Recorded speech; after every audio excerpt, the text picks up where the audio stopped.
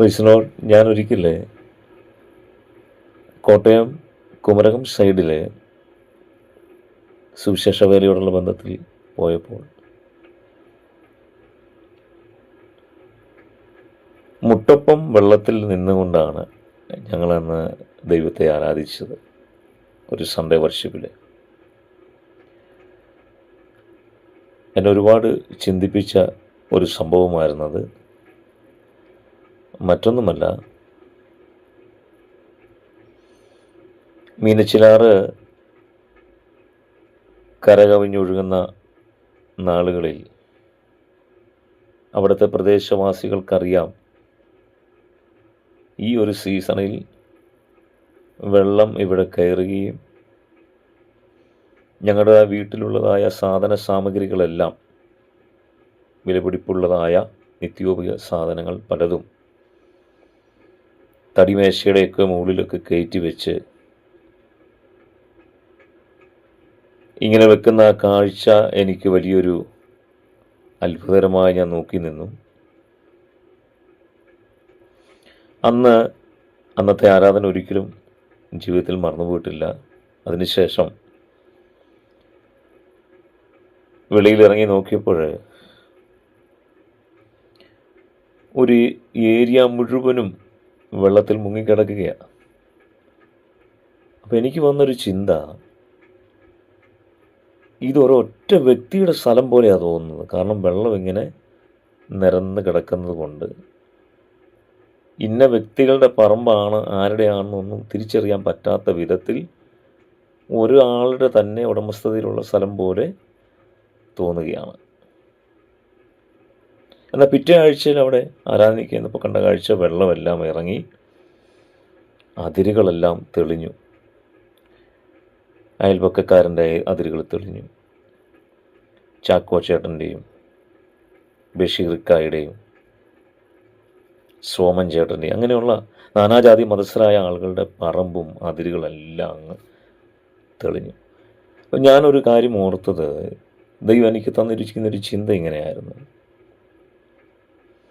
ദൈവസ്നേഹത്തിൻ്റെ നദി, അതിൻ്റെ നിറവ് നമ്മുടെ ഭവനത്തിൽ, നമ്മുടെ ദേശത്ത് ഉണ്ടെങ്കിൽ, അല്ലെങ്കിൽ ഒരു വ്യക്തിയിലുണ്ടെങ്കിൽ, അവിടെ അതിര് വിഭജനം ഉണ്ടാകത്തില്ല. എല്ലാം ഒരു അപ്പൻ്റെ ആണെന്ന് ഉള്ള ചിന്ത ഭരിക്കുവാനായിട്ടിടയായിത്തീരും. ആത്മീയ കോളത്തിൽ കർത്താവിൻ്റെ രക്ഷയിലേക്ക്, ഈ സൗജന്യ രക്ഷയിലേക്ക് കടന്നു വന്നിരിക്കുന്ന ഓരോ ദൈവമക്കളും ചിന്തിക്കേണ്ടതായ ഒരു കാര്യം, ദൈവസ്നേഹത്തിൻ്റെ നിറവ് നിങ്ങളുടെ ഹൃദയത്തിനകത്തുണ്ടെങ്കിൽ നിങ്ങൾ അതിരുകൾ നിങ്ങളുടെ ജീവിതത്തിൽ ഉണ്ടാകത്തില്ല. മറ്റുള്ളവനെ ശ്രേഷ്ഠനായിട്ട് നിങ്ങൾ എണ്ണും. ദൈവസ്നേഹത്തിൻ്റെ നിറവ് ഒരു സഭയിൽ, ഒരു വീട്ടിൽ അതിൻ്റെ അഭാവം ഉണ്ടാകുമ്പോഴാണ് അതിരുകൾ തെളിയുന്നത്. നമ്മുടെ എല്ലാം സഭയിലും നമ്മുടെ എല്ലാ ഭവനങ്ങളിലും ക്രിസ്തുവിൻ്റെ സ്നേഹം നിറയട്ടെ. വലിയ ക്രൂസൈഡുകൾ നടക്കുന്നതിലപ്പുറമായി, ക്രൂസൈഡുകൾ നടത്തണ്ട എന്നല്ല പറയുന്നത്, മറ്റ് സുവിശേഷീകരണ പ്രോഗ്രാമുകൾ ചെയ്യണ്ട എന്നല്ല പറയുന്നത്, തീർച്ചയായും ചെയ്യണം.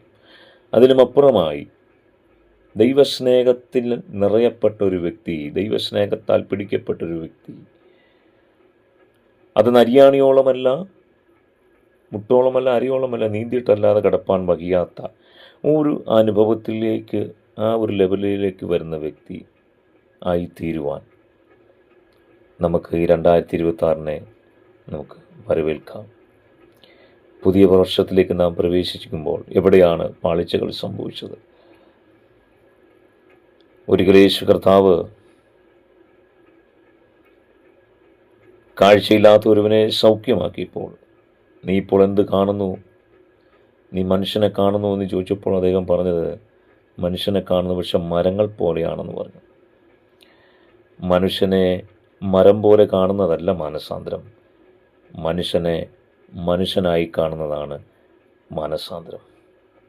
ആയതിനാൽ നമുക്ക് ദൈവസ്നേഹത്താൽ നിറയപ്പെട്ട ഒരനുഭവത്തിലേക്ക് മടങ്ങി വരിക. ഈ ദിവസങ്ങളിൽ ദൈവമായ കർത്താവ് നിങ്ങളെ അതിനായി ഉപയോഗിക്കട്ടെ. നിങ്ങളുടെ ശുശ്രൂഷകളെ ദൈവം മാനിക്കട്ടെ. ആ ഒരു ലെവലിലായിത്തീരുന്ന വ്യക്തിയായി തീരുവാൻ ഒരു വാഞ്ചയുള്ള ഹൃദയവുമായി നമുക്ക് മുന്നേറാം. ദൈവമായ കർത്താവ് നമ്മെ സഹായിക്കുമാറാകട്ടെ. God bless you.